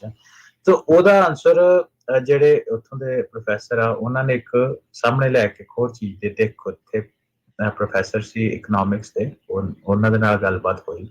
ਸੋ ਕਿਉਂਕਿ ਉਹ ਲੇਬਰ ਡਿਸਪਿਊਟ ਦੇ ਵਿੱਚ ਕੰਮ ਕਰਦੇ ਸੀ ਤੇ ਪ੍ਰੋ ਲੇਬਰ ਆ ਕਾਫੀ ਉਹ, ਤੇ ਮੈਂ ਉਹਨਾਂ ਨੂੰ ਗੱਲ ਕਿਹਾ ਕਿ ਪ੍ਰੋਫੈਸਰ ਵੀ ਤੁਸੀਂ ਤਾਂ ਬਹੁਤ ਪ੍ਰੋ ਲੇਬਰ ਹੋ, ਤੇ ਤੁਸੀਂ ਆਰਟੀਫਿਸ਼ੀਅਲ ਇੰਟੈਲੀਜੈਂਸ ਦਾ ਜਿਹੜੀ ਤੁਹਾਨੂੰ ਪਤਾ ਕਿ ਬਾਟਮ ਐਂਡ ਨੂੰ ਇਹਨੇ ਜ਼ਿਆਦਾ ਇੰਪੈਕਟ ਕਰਨਾ, ਤੇ ਤੁਸੀਂ ਇਹਨੂੰ ਕਿੱਦਾਂ ਦੇਖਦੇ ਹੋ? ਹੁਣ ਤਾਂ ਅਸੀਂ ਹਨਾ ਸੈਨ ਫਰਾਂਸਿਸਕੋ 에ਅਰਪੋਰਟ ਦੇ ਉੱਪਰ ਜਾ ਕੇ ਵੀ ਦੇਖਿਆ ਕਿ ਕਾਫੀ ਮੇਕਰ ਜਿਹੜੇ ਆ, ਕਾਫੀ ਮੇਕਿੰਗ ਮਸ਼ੀਨਸ ਵੀ ਰੋਬੋਟਿਕ ਆਰਮਸ ਆ, ਤੇ ਉਹ ਕਹਿੰਦੇ ਕਿ ਇਹ ਗੱਲਾਂ 'ਚ ਕੋਈ ਦੋ ਰਾਵਾਂ ਨਹੀਂ ਹੈ। ਕਹਿੰਦਾ ਪਰ ਮੇਰਾ ਜਿਹੜਾ ਜ਼ਿਆਦਾ ਧਿਆਨ ਹੈ ਇੰਪੈਕਟ ਆ, ਕਹਿੰਦਾ ਅਸੀਂ ਏਸ਼ੀਅਨ ਡਾਇਨਾਮਿਕਸ ਤੋਂ ਸ਼ੁਰੂ ਹੋ ਕੇ ਅਸੀਂ US ਦੇ ਡਿਵੈਲਪਡ ਕੰਟਰੀ ਦੇ ਡਾਇਨਾਮਿਕਸ ਤੱਕ ਆ ਜਾਂਦੇ ਹਾਂ। ਓਕੇ, ਮੈਂ ਕਿਹਾ ਜੀ ਉਹ ਕਿੱਦਾਂ? ਕਹਿੰਦਾ ਅਸੀਂ ਜਾਪਾਨ ਦੀ ਗੱਲ ਕਰਦੇ ਹਾਂ ਤੇ ਸਾਊਥ ਕੋਰੀਆ ਦੀ ਗੱਲ ਕਰਦੇ ਆ। ਉੱਥੇ ਕਹਿੰਦੇ ਕਿ ਜਿਹੜਾ ਦਰ ਆ, ਵਾਧਾ ਦਰ ਆ ਬੱਚਿਆਂ ਦਾ, ਹੈਨਾ ਪਾਪੂਲੇਸ਼ਨ ਦਾ, ਕਹਿੰਦਾ ਉਹ ਬਿਲਕੁਲ ਲਗਾਤਾਰ ਡਿਕਲਾਈਨ ਦੇ ਉੱਤੇ ਆ, ਨੈਗੇਟਿਵ ਚੀਜ਼ ਤੇ ਹੁਣ ਟੈਕਨੋਲੋਜੀ ਐਡੀ ਐਡਵਾਂਸ ਹੋ ਗਈ ਆ ਕਿ ਜਿਹੜੇ ਬੰਦੇ ਦੀ ਉਮਰ ਆ ਨਾ ਉਹ ਵੀ ਵੱਧ ਰਹੀ ਆ ਆਉਣ ਵਾਲੇ ਟਾਈਮ ਦੇ ਵਿੱਚ। ਪਰ ਹੁਣ ਜਦੋਂ ਬਜ਼ੁਰਗ ਹੋ ਜਾਂਦੇ ਬੰਦਿਆਂ ਨੂੰ ਹੈਲਪ ਦੀ ਲੋੜ ਹੁੰਦੀ, ਉਹ ਕੰਮ ਨਹੀਂ ਕਰ ਸਕਦੇ। ਸੋ ਉਹਦੇ ਵਿੱਚ ਉਹਨਾਂ ਦੀ ਜੇ ਯੰਗ ਜਨਰੇਸ਼ਨ ਹੀ ਇੰਨੀ ਨਹੀਂ ਹੈਗੀ, ਇੱਕ ਤਾਂ ਟ੍ਰੈਡੀਸ਼ਨਲ ਤਰੀਕਾ ਹੈ ਕਿ ਹੋਰ ਬੱਚੇ ਹੋਣ, ਪਰ ਕਹਿੰਦੇ ਅਸੀਂ ਦੇਖ ਲਿਆ ਵੀ ਯੂਰਪ ਦੇ ਵਿੱਚ ਜਾਂ ਹੋਰ ਕੰਟਰੀਜ਼ ਦੇ ਵਿੱਚ ਇਨਸੈਂਟਿਵ ਦਿੱਤੇ ਜਾਂਦੇ, ਹੁਣ ਚਾਈਨਾ ਵਿੱਚ ਇਨਸੈਂਟਿਵ ਦਿੱਤੇ ਜਾਂਦੇ ਕਿ ਜ਼ਿਆਦਾ ਬੱਚੇ ਹੋਣ, ਪਰ ਉਹ ਕਦੇ ਵੀ ਕਹਿੰਦੇ ਹਿਸਟੋਰੀਕਲੀ ਦੇਖਿਓ ਸਕਸੈਸਫੁਲ ਨਹੀਂ ਹੋਏ, ਹੈ ਨਾ। ਤੇ ਕੁਛ ਨਾਰਥਰਨ ਅਫਰੀਕਨ ਤੇ ਕੁਛ ਮਿਡਲ ਈਸਟ ਦੀ ਕੰਟਰੀ ਨੂੰ ਛੱਡ ਕੇ ਲਗਾਤਾਰ ਈਵਨ ਇੰਡੀਆ ਦੇ ਵਿੱਚ ਵੀ ਕਹਿੰਦਾ ਜਿਹੜਾ ਵਾਧੇ ਦਾ ਦਰ ਆ ਉਹ ਘਟ ਰਿਹਾ, ਪਾਪੂਲੇਸ਼ਨ ਦੇ ਵਾਧੇ ਦਾ ਦਰ। ਤੇ ਕਹਿੰਦਾ ਕਿ ਇੰਨੀ 올ਡ ਸਾਡੇ ਕੋਲ ਜਨਰੇਸ਼ਨ ਆਉਣੀ, ਉਹਨਾਂ ਦੀ ਹੈਲਪ ਕਿਹਨੇ ਕਰਨੀ ਆ ਆਉਣ ਵਾਲੇ ਟਾਈਮ ਦੇ ਵਿੱਚ। ਕਹਿੰਦਾ ਜਿਹੜਾ ਇੰਨਾ ਵੱਡਾ ਗੈਪ ਆ, ਕਹਿੰਦਾ ਉਹ ਗੈਪ ਨੂੰ ਫਿਲ ਕਰਨ ਦੇ ਵਾਸਤੇ ਆਰਟੀਫਿਸ਼ੀਅਲ ਇੰਟੈਲੀਜੈਂਸ ਤੇ ਰੋਬੋਟਿਕਸ ਜਿਹੜੀਆਂ ਉਹਨਾਂ ਟਾਈਮ ਦੇ ਵਿੱਚ ਵਰਤੋਂ ਹੋਣਗੀਆਂ। ਸੋ ਉਹਨਾਂ ਦਾ ਮੰਨਣਾ ਕੀ ਸੀ। ਜੀ, ਸੋ ਬੜੀ ਇੰਟਰਸਟਿੰਗ ਸੋ ਇਹ ਬੜਾ ਚੀਜ਼ਾਂ, ਹੈ ਨਾ। ਵੈਰੀ ਇੰਟਰਸਟਿੰਗ ਵੀ ਕਿਸ ਤਰੀਕੇ ਦੇ ਨਾਲ ਉਹ ਮਾਰਕੀਟ ਕਰ ਰਹੇ, ਕਿਸ ਤਰੀਕੇ ਦੇ ਨਾਲ ਉਹਨਾਂ ਦੀ ਰਿਸਰਚ ਇਸ ਪਾਸੇ ਵੱਲ ਨੂੰ ਜਿਹੜੀ ਉਹ ਚੱਲ ਰਹੀ ਹੈਗੀ ਆ। ਆਪਾਂ ਟਰੱਕਿੰਗ ਦੀ ਬਾਬਤ ਹਾਂਜੀ ਕੰਟੀਨਿਊ ਕਰ ਲਓ। ਇੱਕ ਮੈਂ ਇੰਟਰਵੈਂਸ਼ਨ ਵਿੱਚ ਹੋਰ ਮੈਂ ਇਸ ਨਾਲ ਰਿਲੇਟਡ ਹੀ ਗੱਲ ਕਰਨਾ, ਕਿਉਂਕਿ ਆਪਾਂ ਇਹਦੇ ਤੇ ਵਰਲਡ ਇਕਨੋਮਿਕ ਫੋਰਮ ਦੀ ਗੱਲ ਵੀ ਕੀਤੀ ਸੀ, ਹੈ ਨਾ, ਆਪਣੇ ਇਸ ਟਾਕ ਸ਼ੋ ਦੇ ਵਿੱਚ ਵਰਲਡ ਇਕਨੋਮਿਕ ਕਈ ਮਹੀਨੇ ਪਹਿਲਾਂ ਆਪਾਂ ਫੋਰਮ 2023 ਦੀ ਜੌਬ ਰਿਪੋਰਟ ਦੀ ਆਪਾਂ ਗੱਲ ਕੀਤੀ ਸੀ। ਸੋ ਉਹ ਚੀਜ਼ ਮੈਂ ਪ੍ਰੋਫੈਸਰ ਨੂੰ ਸਾਹਮਣੇ ਲੈ ਕੇ ਰੱਖੀ। ਮੈਂ ਕਿਹਾ ਵੀ ਪ੍ਰੋਫੈਸਰ ਦੇਖੋ, ਵਰਲਡ ਇਕਨੋਮਿਕ ਫੋਰਮ 2023 ਤਾਂ ਇਹ ਕਹਿੰਦਾ ਕਿ 20 ਮਿਲੀਅਨ ਜੌਬਾਂ ਦੇ ਕਰੀਬ ਜੌਬਾਂ ਘੱਟ ਕ੍ਰੀਏਟ ਹੋਣਗੀਆਂ। ਠੀਕ ਆ, ਕੁਛ ਜੌਬਾਂ ਆਰਟੀਫਿਸ਼ੀਅਲ ਇੰਟੈਲੀਜੈਂਸ ਕਰਕੇ ਜਾਣਗੀਆਂ, ਕੁਛ ਆਉਣਗੀਆਂ ਨਵੀਆਂ, ਕਿਉਂਕਿ ਜਿਨ੍ਹਾਂ ਨੇ ਆਰਟੀਫਿਸ਼ੀਅਲ ਇੰਟੈਲੀਜੈਂਸ ਨੂੰ ਜਨਰੇਟ ਕਰਨਾ, ਉਹਨਾਂ ਵੀ ਤਾਂ ਅਫਕੋਰਸ ਜੌਬਾਂ ਕ੍ਰੀਏਟ ਕਰਨੀਆਂ ਹੀ ਆ ਨਾ।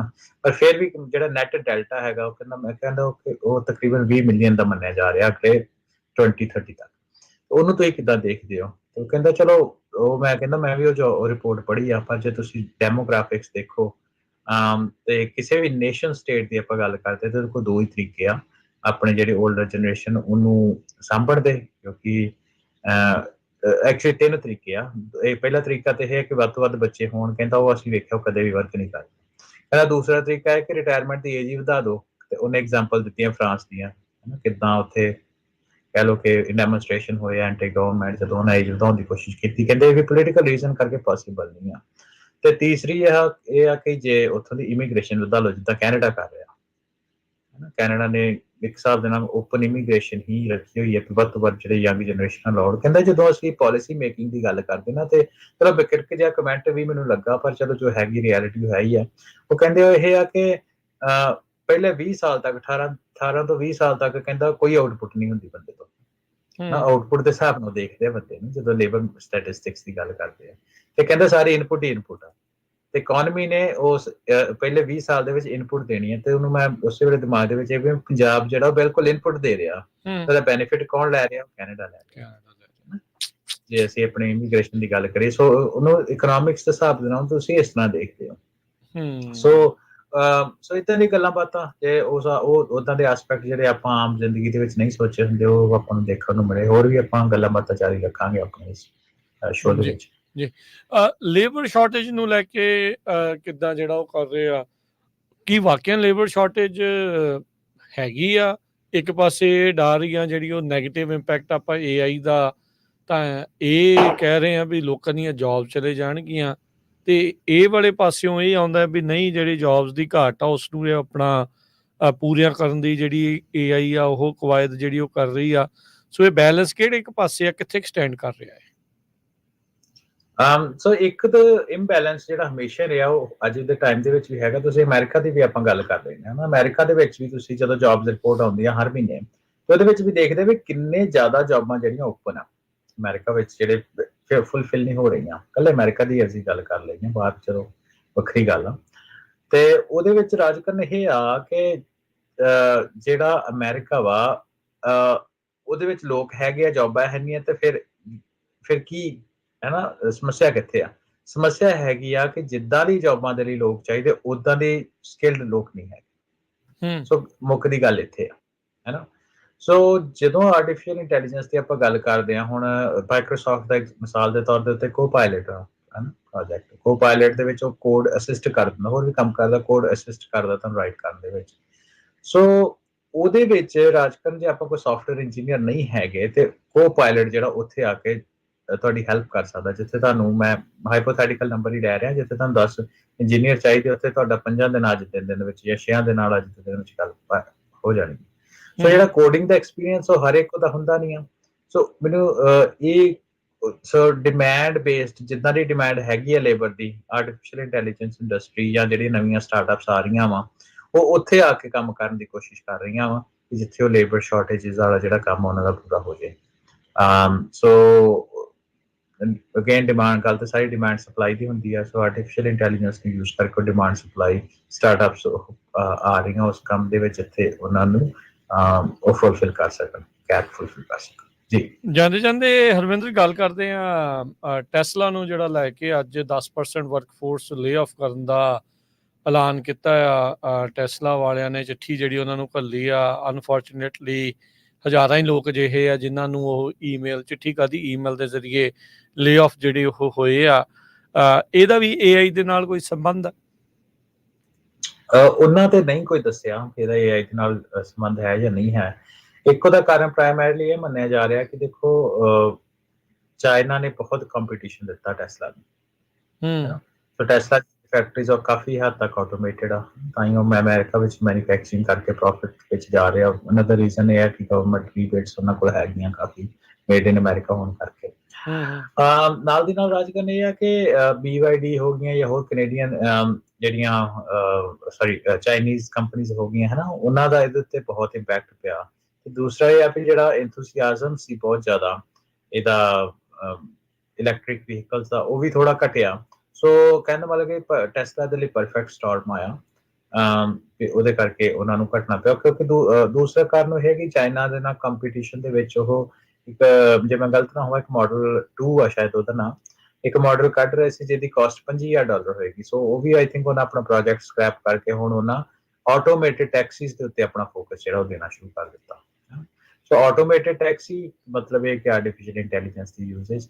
ਸੋ ਕਹਿੰਦਾ ਜਿਹੜਾ ਐਗਜ਼ਿਸਟਿੰਗ ਕੰਪਨੀ ਦੇ ਲੋਕ ਜਿਹੜੇ ਉਹਦੇ ਉੱਤੇ ਕੰਮ ਕਰ ਰਹੇ ਸੀ ਲੋ ਕਾਸਟ ਟੈਸਲਾ ਦੇ ਉੱਤੇ, ਉਹ ਤੋਂ ਹਟਾ ਕੇ ਉਹਨਾਂ ਜਿਹੜਾ ਕੰਮ ਆ ਉਹਦਾ ਫੋਕਸ ਹੁਣ ਆਟੋ ਰੋਬੋ ਟੈਕਸੀ ਦੇ ਉੱਪਰ ਰੱਖਿਆ। ਸੋ ਡਾਇਰੈਕਟਲੀ ਤਾਂ ਉਹਨਾਂ ਕੁਝ ਵੀ ਨਹੀਂ ਕਿਹਾ ਵੀ ਆਰਟੀਫਿਸ਼ੀਅਲ ਇੰਟੈਲੀਜੈਂਸ ਦੇ ਉੱਤੇ ਇੰਪੈਕਟ ਹੋ ਸਕਦਾ, ਪਰ ਤੁਸੀਂ ਥੋੜਾ ਡਾਟਸ ਨੂੰ ਕਨੈਕਟ ਕਰ ਸਕਦੇ ਹੋ ਇਹਨਾਂ ਚੀਜ਼ਾਂ ਦੇ ਨਾਲ। So it's a mix of business tailwinds ਜਿਹਨੂੰ ਇੰਗਲਿਸ਼ ਵਿੱਚ ਕਹਿੰਦੇ ਆ, ਤੇ ਦੂਸਰੀ ਹੈ ਕਿ ਉਹਨਾਂ ਦਾ ਜਿਹੜਾ ਫੋਕਸ ਆ ਉਹਨੂੰ ਥੋੜਾ ਚੇਂਜ ਕੀਤਾ। ਸੋ ਆਉਣ ਵਾਲੇ ਸਮੇਂ ਦੇ ਵਿੱਚ ਹੋਰ ਬਾਰੇ ਗੱਲਾਂ ਕਲੀਅਰ ਹੋਣਗੀਆਂ।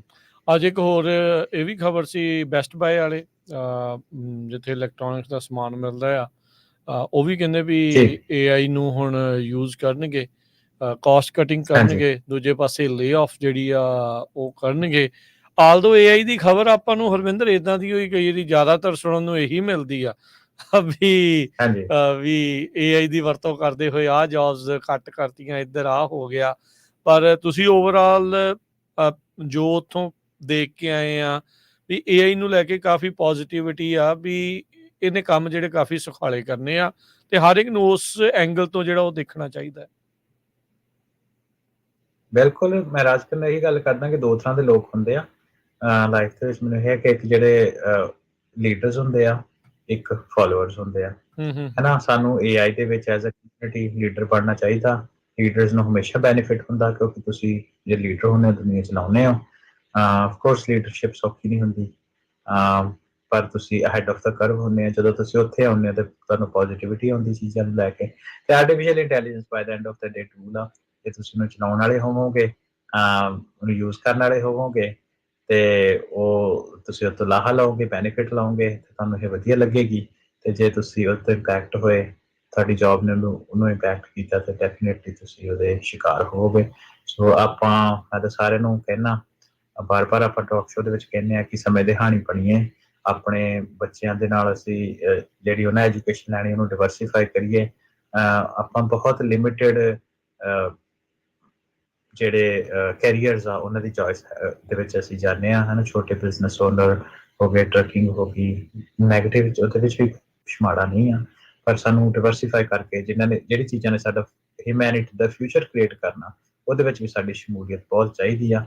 ਤਾਂ ਹੀ ਆਪਾਂ ਉਹਦੇ 'ਚ ਕੁਛ ਲੈ ਕੇ ਅੱਗੇ ਜਾਵਾਂਗੇ, ਲੈ ਕੇ ਚੱਲਾਂਗੇ। ਬਿਲਕੁਲ। ਸਮਾਂ ਆਪਣੇ ਪ੍ਰੋਗਰਾਮ ਦਾ ਸਮਾਪਤ ਆ। ਹਰਵਿੰਦਰ, ਬਹੁਤ-ਬਹੁਤ ਮਿਹਰਬਾਨੀ। ਮਿਲਦੇ ਹਾਂ ਆਪਾਂ ਅਗਲੀ ਵਾਰ। AI ਦੇ ਵਿੱਚ ਹੋਰ ਕੀ ਕੁਛ ਹੈਗਾ ਆ, ਅੱਗੇ ਕੀ ਆ ਰਿਹਾ, ਟਰੱਕਿੰਗ ਬਿਜ਼ਨਸ 'ਚ ਕੀ ਆ, ਹੋਰ ਦੂਜੇ ਥਾਵਾਂ ਦੇ ਉੱਤੇ ਕੀ ਚੱਲ ਰਿਹਾ ਆ, ਉਹ ਸਾਰੀਆਂ ਜਿਹੜੀਆਂ ਚਰਚਾਵਾਂ ਵੱਖ-ਵੱਖ ਟਾਕ ਸ਼ੋਜ਼ ਦੇ ਜ਼ਰੀਏ ਆਉਂਦੇ ਜਿਹੜੇ ਕੁਛ ਵੀਕਸ ਦੇ ਵਿੱਚ ਤੁਹਾਡੇ ਨਾਲ ਡਿਸਕਸ ਕਰਾਂਗੇ। ਸੋ ਜੁੜੇ ਰਿਹਾ ਕਰੋ ਇੱਦਾਂ ਪੰਜਾਬੀ ਰੇਡੀਓ USA ਦੇ ਨਾਲ। ਹੋਰ ਵੀ ਬਿਹਤਰੀਨ ਜਾਣਕਾਰੀਆਂ ਤੁਹਾਡੇ ਨਾਲ ਆਪਾਂ ਇੱਦਾਂ ਹੀ ਸ਼ੇਅਰ ਕਰਦੇ ਰਹਾਂਗੇ। ਉਦੋਂ ਤੱਕ ਲਈ ਲੈਂਦੇ ਹਾਂ ਜੀ ਇਜਾਜ਼ਤ। ਮੇਰੇ ਰਾਜਕਨਵੀਰ ਸਿੰਘ ਵੱਲੋਂ ਤੇ ਹਰਵਿੰਦਰ ਸਿੰਘ ਵੱਲੋਂ ਤੁਹਾਨੂੰ ਮੇਰੇ ਸਭ ਨੂੰ ਹਰਵਿੰਦਰ ਪਿਆਰ ਸਿੰਘ ਧੰਨਵਾਦ। ਸਭ ਨੂੰ ਪਿਆਰ ਸਤਿਕਾਰ ਸੈਨਿਕ ਨਿੱਘੀ ਜਿਹੀ Okay, ਸਤਿ ਸ੍ਰੀ ਅਕਾਲ। ਸੁਣਦੇ ਰਹੋ, ਸਤਿ ਦੇਖਦੇ ਸ੍ਰੀ ਰਹੋ ਅਕਾਲ। Punjabi radio USA। US